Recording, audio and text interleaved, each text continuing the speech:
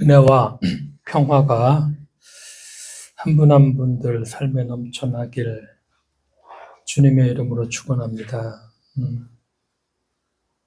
한 주간 그 노벨 문학상을 받은 한강 이런 소설가를 참 여러 가지를 좀 생각을 해보았습니다. 소년이 온다는 인간의 삶과 죽음이 어떻게 얽혀 있으며 그 트라우마가 어떻게 여러 세대에 걸쳐 인구 집단에 남아있는지를 잘 보여준다. 한 작가의 매우 부드럽고 정확한 산문은 그 자체로 잔인한 권력의 소음에 대항하는 힘이 됐다. 안나 카린 팔름이란 노벨 문학상 위원이 한 말을 여러 번 읽어봤습니다. 그러면서 한림원에서 밝힌 왜 노벨상을 한강한테 주었는가? 역사적 트라우마를 직시하고 인간 삶의 연약함을 드러내는 강렬한 시적 산문을 선보였다. 역사적 트라우마를 직시했다. 그리고 삶의 연약함을 잘 드러냈다. 한강이 5.18을 다룬 소설 있죠. 소년이 온다를 쓰면서 매일 울었다고 합니다. 어떤 때는 딱 3줄 써놓고서 1시간을 울기도 했다. 이렇게 얘기를 하더라고요.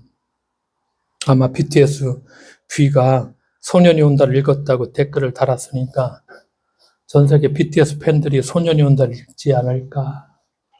그러니까 어떤 5.18이라는 것도 이 노벨상 한강이라는 사람이 우리나라의 문제만이 아니라 그 의미와 정신을 정말 전 세계 사람들에게 이렇게 알릴 수가 있겠구나. 이 작은 여자 참 한 사람이 이런 역할을 또 이렇게 할 수가, 국가가 하지 못한 일을 이렇게 할 수 있구나. 한강 인터뷰에서 예전에 읽은 대목이 하나 있는데, 나의 소설은 인간이란 무엇인가에 대한 답을 찾아가는 과정이다. 그렇게 얘기를 했더라고요.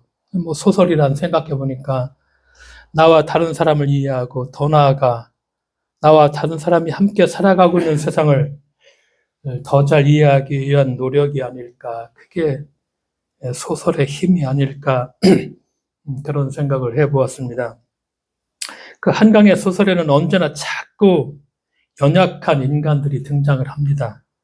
80년 5월 광주의 상무대에서 잔일을 거두다가 죽음을 맞이한 15 무고한 소년. 이게 소년이 온다라는 책이 됐죠.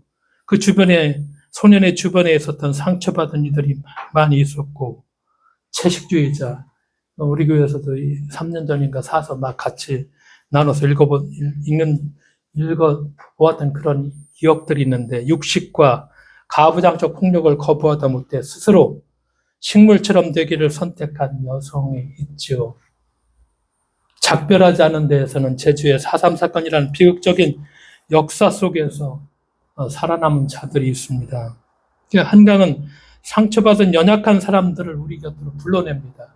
우리가 잊고 있었던 그 연약한 사람들을 참 불러내고 그 사람들을 통해서 우리의 아픈 역사를, 그 한을 몸으로 고통당하며 희생당한 무수한 사람들을 다시금 자연스럽게 떠올리게 하는 그런 힘이라고 할까, 여러 가지를 생각해 볼 수 있는 연약한 것들, 그 연약한 것들이 치유받고 그 연약한 것들이 새롭게 회복되고, 하여간 여러 가지를 생각할 수 있는 그런 시간들이었습니다.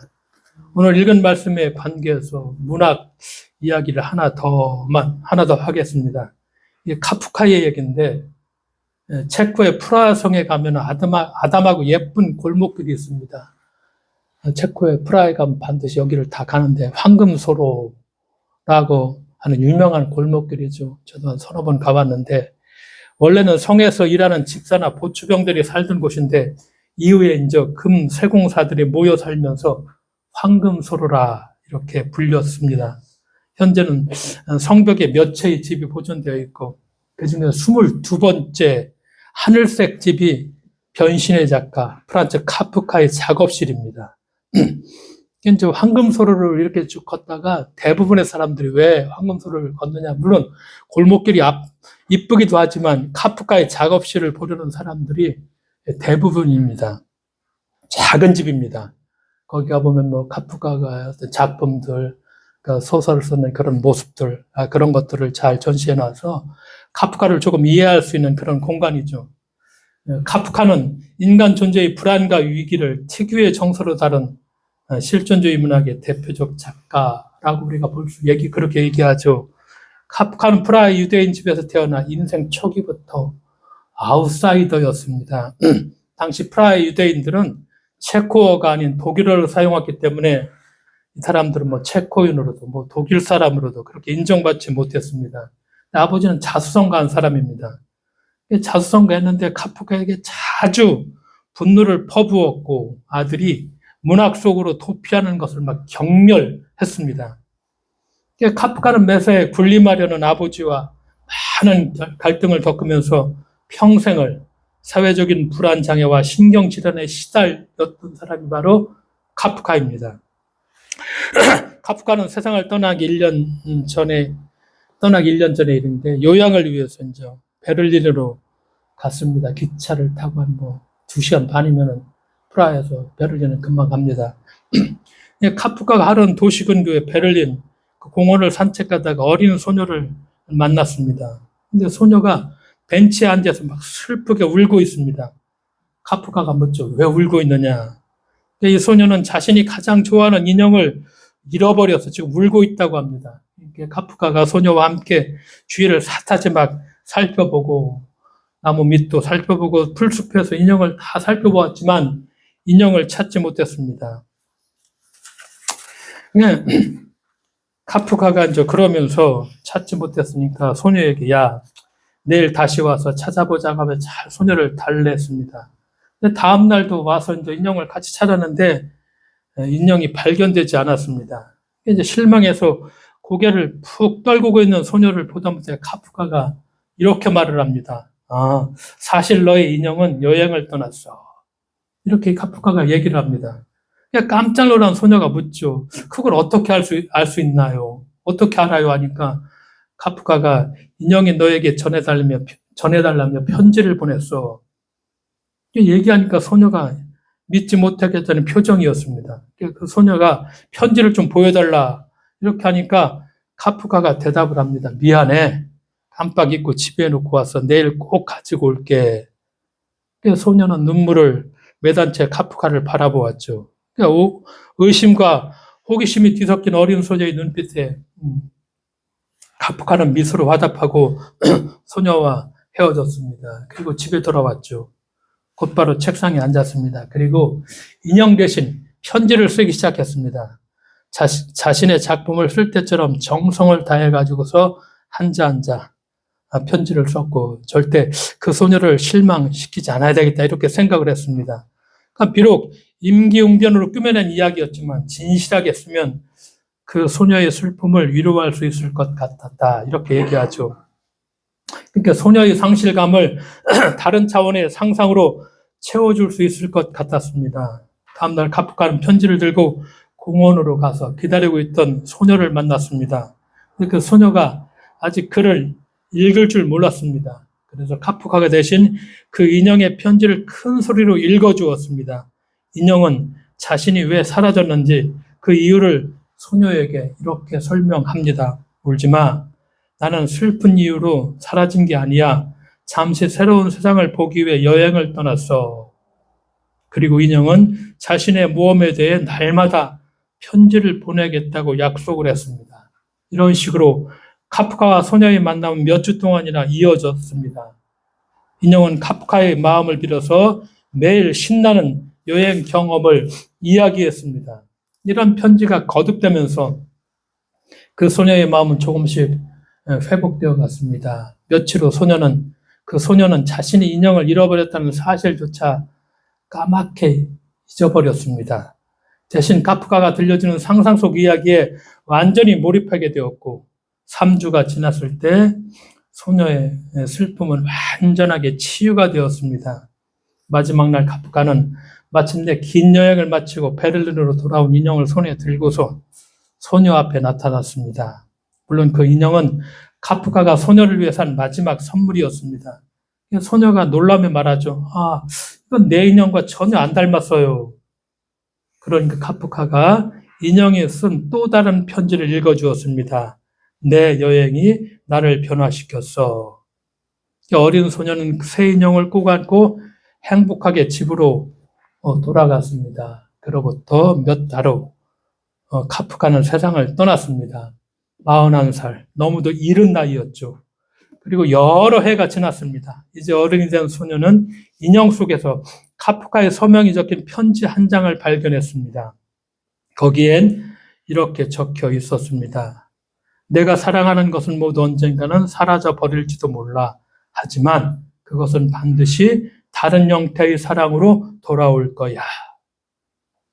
이 이야기는 카프카의 마지막 연인으로 날마다 그 베를린 공원을 함께 산책한 도라 디아만트의 책 프란츠 카프카와의 생활에 소개된 실제 이야기입니다. 내가 사랑하는 것은 모두 언젠가는 사라져 버릴지도 몰라. 하지만 그것은 반드시 다른 형태의 사랑으로 돌아올 거야. 오늘 본문 말씀도 이 말씀이 맥락이 많이 와닿습니다. 왜냐? 예수님이 이제 고별담화를 하시죠. 긴 고별담화. 그러면서 이제 제자들을 곁들여 이제 지상에서 이제 완전히 떠나죠. 이제 세상을 떠나는 예수께서 지상에 남겨두는 제자들을 향해서 당부하신 말씀. 고별담화죠. 길게 15, 16, 17장. 이렇게 쭉 이어져서 이렇게 말씀을 합니다. 이 말씀 중에, 영이라는 말, 스피리티, 성령, 영이라는 말, 이 영이라는 말을 요한은 어떻게 표현하냐면은 요한만 표현하는 독특한 그 호칭이 바로 뭐냐? 보혜사입니다. 파라클레토스입니다. 근데 요한이 보혜사라는 호칭을 4번을 사용합니다. 다른 말씀에는 어떤 말씀에도 이 성령을 보혜사라고 표현 안 하죠. 요한만 이렇게 보혜사, 파라클레토스라고 이렇게 표현을 하죠. 이 용어는 파라클레토스는 옆에 나란히를 뜻하는 전치사 옆에 나란히, 파라입니다. 그리고 부른다를 뜻하는 동사 칼레인이 합쳐진 칼레인에서 유래한 말이 바로 파라클레토스입니다. 옆에서 부르다를 뜻하는 이 동사에서 명사 파라클레토스가 나왔습니다. 흔히 파라클레토스는 법정에서 이제 조력자, 피고 측의 어떤 변호사로 부름받은 사람을 가리킵니다. 이것을 파라클레토스라고 했죠. 우리말로는 이제 보혜사라고 번역했죠. 지키고 돕는 자. 보혜사 이렇게 번역을 했죠. 은혜를 베푸고 사랑하는 자로 번역되었습니다. 오늘 말씀 본문에 그렇게 얘기하죠. 예수께서 이제 근심이 가득 차 있습니다. 그러니까 아까 읽어준 말씀처럼 지금 내가 나를 보내신 이야기로 가는데 너희 중에 나더러 어디로 가는지 묻는 자가 없고 도리어 내가 이 말을 함으로 너희 마음에 근심이 가득하였도다. 그러나 내가 너희에게 실상을 말하노니 내가 떠나가는 것이 너희에게 유익하리라. 내가 떠나가지 아니하면 보혜사가 너희에게로 오시지 아니할 것이요 가면 내가 그를 너희에게로 보내리니 그가 와서 죄에 대해서 의에 대해서 심판에 대해서 이 세상을 책망하리라. 이것이 아까 읽어줬던 본문 말씀이죠. 요한의 공동체한테 이 말씀을 주십니다. 이 비장하신 예수죠. 어떤 의미에서. 그렇지만 또 꿋꿋하신 예수. 사랑하는 제자들이 이제 극심하게 박해를 받을 수뿐이 없어. 이 상황을 알고 계시죠? 실제로 요한 공동체는 유다 회장으로부터 엄청난 박해를 받았습니다. 그 박해는 흔히 재판을 통해 이루어졌죠. 근데 오늘날에 재판이 아니라 죄는 이미 정해졌고 태형과 추방과 몰수가 예정되어 있었습니다. 이단으로 정죄를 받고 사랑하는 가족과 영영 이별하고 목숨마저 부지할 수 없었던 그런 상황이죠. 로마 제국의 초대 그리스도인들이 이렇게 핍박도 많이 받았지만 유대인들한테도 참 많은 핍박을, 왜냐하면 같은 종교 다른 뿌리였었기 때문에.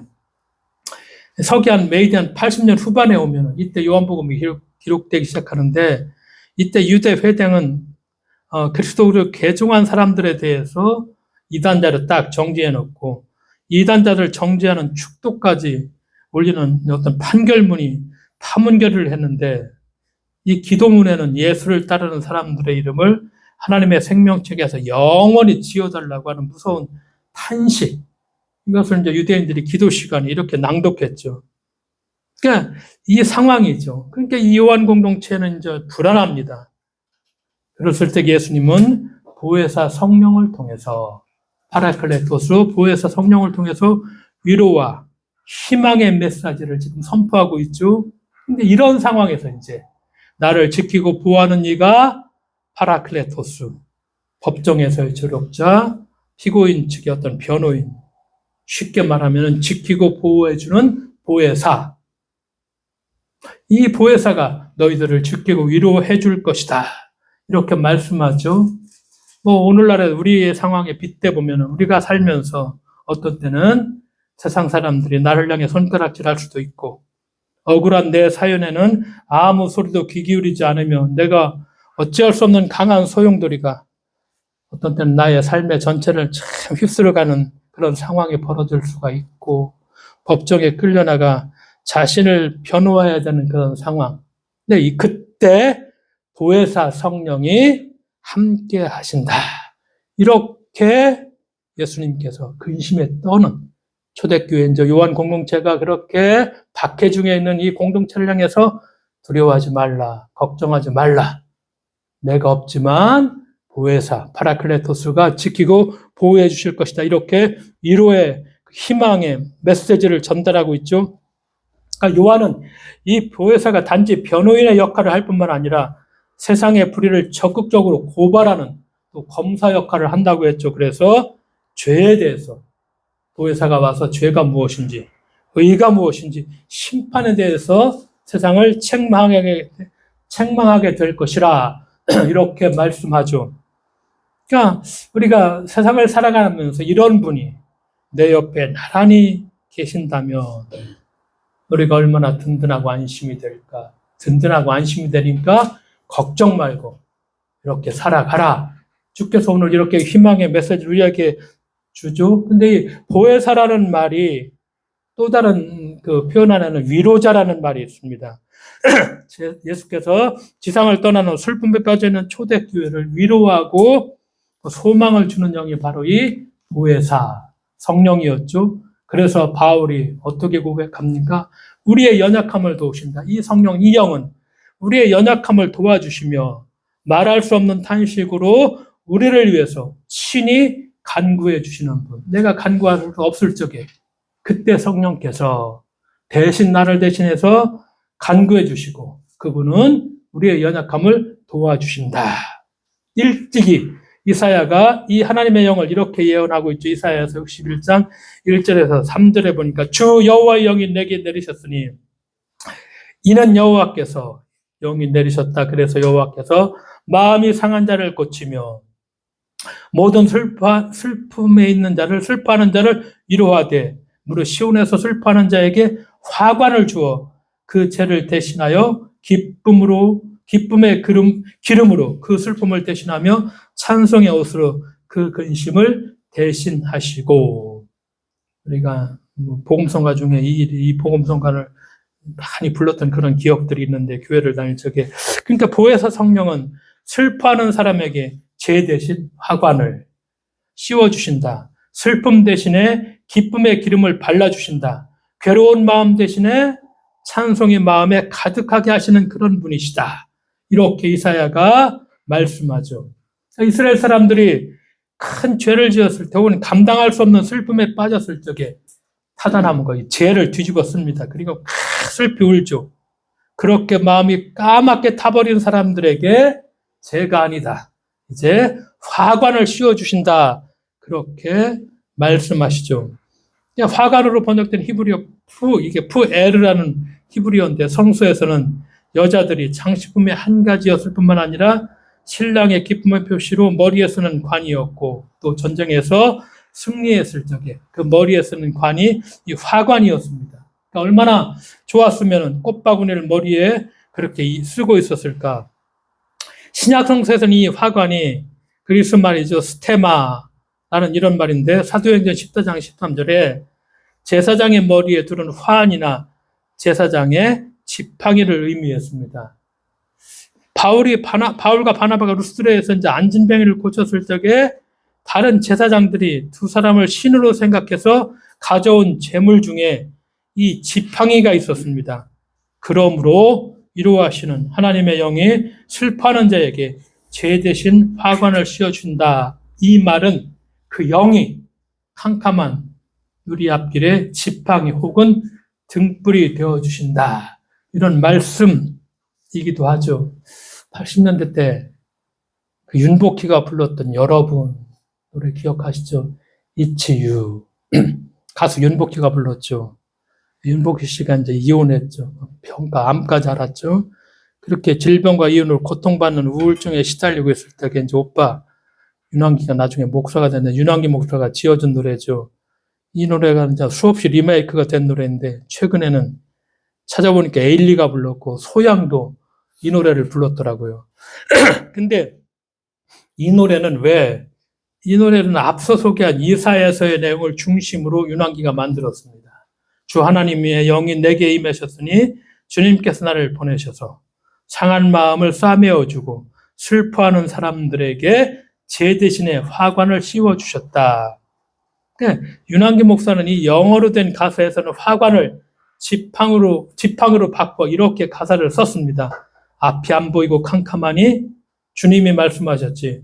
내가 너희 지팡이니까 나만 잡고 따라와. 내가 사랑이 필요할 때 내가 바로 너희 사랑이 되어줄게. 그러니까 웃고 나를 봐. 누구나 이 길을 걸어가. 그러니까 나를 믿고 어깨를 펴. 여기서 멈출 수 없어. 지금이 시작이고 이 길이야. 이 길. 오직 하나뿐이야. 우리 함께 이 험하고 아픈 세상을 같이 가자. 근데 이 노래는 끝에 작은 반전이 하나 있습니다. 내가 만약 외로울 때면 누가 나를 위로해 주지? 라고 묻고 주님께서 위로해 주신다고 말하던 이 노래의 마지막 소절은 이렇게 이루어졌습니다. 같은 질문에 다른 답변입니다. 내가 만약 외로울 때면 누가 나를 위로해 주지? 바로 여러분, It's You. 바로 여러분.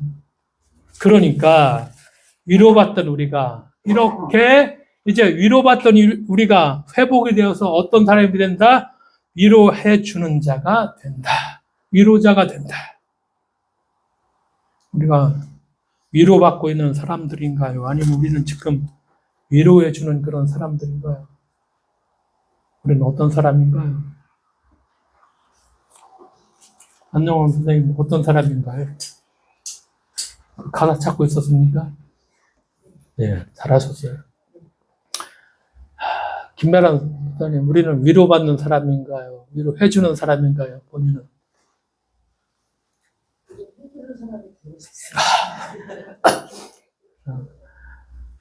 바로 여러분이 위로해주는 사람, It's You. 이렇게 얘기하죠. 이제 우리가 위로 받았으니까, 우리를 위로해달라는 것이 아니라, 이제 우리가 어떤 사람?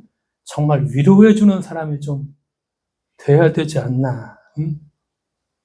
이제 좀 위로해 줄 수 있는 그런 사람들. 예전에 언젠가 몇 년, 오래된 일은 아닌데 배우 김혜자, 잘 알죠? 제주도 배경의 TV 드라마를 찍을 때 일입니다. 제주도에서 몇 번 김혜자가 나오는 그 드라마가 촬영이 됐죠. 유명 배우가 왔다고 하니까 많은 사람이 촬영장에 들렸습니다. 그런데 어떤 사람이 대본을 암기하고 있던 김혜자에게 커피를 사다 주며 기습적으로 이렇게 질문을 던집니다. 아이들을 돕기 위해 30년 넘게 아프리카를 다니셨잖아요.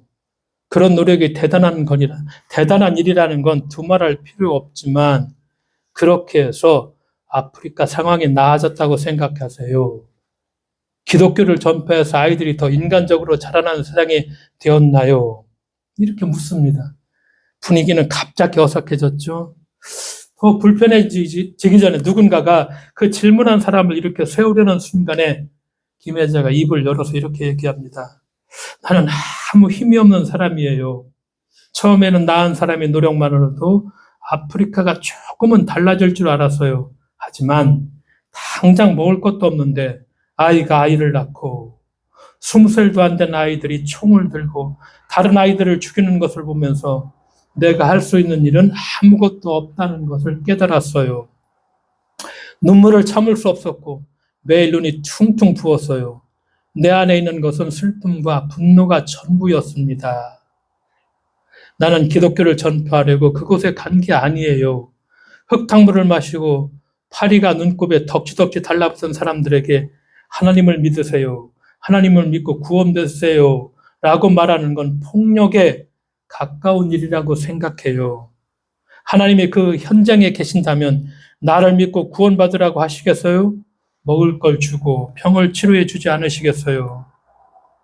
근데 하지만 그 사람은 또 눈치도 없이 계속 물어봅니다. 그럼 왜 아프리카에 계속 가시는 거예요? 이 김혜자는 특유의 미소를 지으며 이렇게 또 말을 합니다. 내가 할 수 있는 일이 한 가지 있다는 걸 알았어요. 그곳 아이들과 여자들이 나를 좋아했어요. 아이들은 내가 안아주는 것을 좋아했고 내가 얼굴을 만져주면 행복해하고 영양실조로 잔뜩 부푼 배를 해갖고도 나를 보고 웃었어요. 특히 어린 엄마들은 나와 함께 손잡고 이야기하는 것을 좋아했어요. 통역을 거쳐야 했지만 무슨 이야기를 하는가는 중요하지 않았어요. 여자인 나와 여자인 그녀가 손을 잡고 앉아 서로 바라보는 것 자체가 좋은 거예요. 이 말을 하던 김혜자의 눈이 반짝였습니다. 그것은 내가 할 수 있는 일이었어요. 그래서 계속 갔어요. 어떤 젊은 여자는 병에 걸려 치료도 받지 못하고 흙집 안에서 죽어가다가 내가 가서 손잡아주고 앉아있으니까 감사하다고 말했어요. 그것이 마지막 말이었어요. 감사해요가. 나는 숨이 멎는 그녀의 손을 잡고 기도했어요. 이 여자를 꼭 천국으로 데려가 주시라고. 꼭 반짝이던 김혜자의 눈물에 눈물이 고였다. 그리고 이렇게 이야기를 마무리했습니다. 세상에는 끝까지 이해할 수 없는 것들이 있습니다. 진실은 우리의 이해 너머에 있지요. 그 사람들이 겪는 고통은 우리가 상상할 수 없을 정도로 비극적이어서 그냥 외면하고 싶어질 정도예요. 아프리카의 아이들과 여자들이 나를 만나는 걸 좋아하는 이유도 내가 그들을 외면하지 않기 때문이라고 나는 생각해요. 내가 그들을 치료해주고 문제를 해결해 준 것이 아니에요. 나는 단지 다가가서 많이 아프겠구나. 그런데도 눈이 정말 예쁘구나. 영혼이 참 맑구나. 이 말을 걸어주고 나에게 시간이 허락할 때까지 함께 앉아있어 주었을 뿐이에요. 짧은 순간이었지만 그렇게 나는 세상의 폭력에 대한 무력감에서 벗어날 수 있었어요. 그 축복의 순간들이 내가 느끼는 슬픔의 버팀목이 되었습니다. 김혜자다운 말이라고 평소 이 이미지가 그냥 떠오르더라고요. 참 여러 가지를 생각하게 하는 그런 뭐라고 할까 이 글을 읽으면서 여러 가지를 생각하게 하는 그런 글이었습니다. 그러니까 고통받는 사람이 혼자가 아니라는 걸 알 수 있도록 그 자리에 함께 있어주는 일, 그것이 바로 진정한 위로라는 것이죠. 김혜자도 그렇고 카프카도 그렇고 그렇죠. 생애 말년에 카프카는 혼신의 힘을 담아 자기가 이제 죽어가면서도 먼 길 여행을 떠난 인형의 우체부 역할을 하면서 상실감에 울고 있던 소녀를 위로했고 그 아이는 그렇게 정말 치유가 되었고 예수님도 그런 마음이죠. 너무도 아끼고 사랑하는 제자들을 험한 세상에 남기고 먼 길을 떠나야 하는 예수님은 근심에 잠긴 제자들에게 또 말하죠. 너희는 마음에 근심하지 말라. 하나님을 믿으니 또 나를 믿으라. 내가 아버지께 구하겠으니 그가 또 다른 보혜사를 너희에게 주사 영원토록 너희와 함께 있게 하리니 내가 너희를 고아와 같이 버려두지 아니하고 너희에게로 오리라. 고별담화 요한복음 14장 16절 장에서 이 말씀이죠. 이것을 너희에게 이르는 것은 너희로 내 안에서 평안을 누리게 합니다. 평안을 누리게 한다는 것. 세상에선 너희가 환난을 당하나 담대하라. 내가 세상을 이기었노라. 이렇게 말씀하시죠. 믿음이라는 건 이 말씀을 믿고 우리가 이 말씀의 힘으로 오늘을 살아가는 거죠. 우리를 지키시고 도우시며 무한한 은혜를 베푸시고 사랑하시는 주 하나님의 보혜사 성령이 나와 우리와 함께 하신다는 이 믿음, 우리를 이루하시는 보혜사 성령이 늘 내 곁에 나를 지켜주는 든든한 버팀목의 역할을 해주신다는 마음. 그래서 우리가 조금 더 이제 누가 날 위로해 주나가 아니라 이제 조금 더 나아가서 우리가 좀 위로자가 되어줄 수 있는, 김여자가 하는 말이 딱 하나잖아. 그냥 뭐 우리가 작은 위로자라도 되어줄 수 있는, 우리가 좀 그런 전환을 좀 하면서 우리들의 오늘의 우리 길다 공동체라든가 우리들의 신앙의 삶을 살아가는 우리가 되어야만 하겠습니다. 기도하겠습니다. 하나님 아버지 감사드립니다. 두려워하지 말라. 보혜사 성령이 너를 지켜주고 든든하게 너와 함께 할 것이다.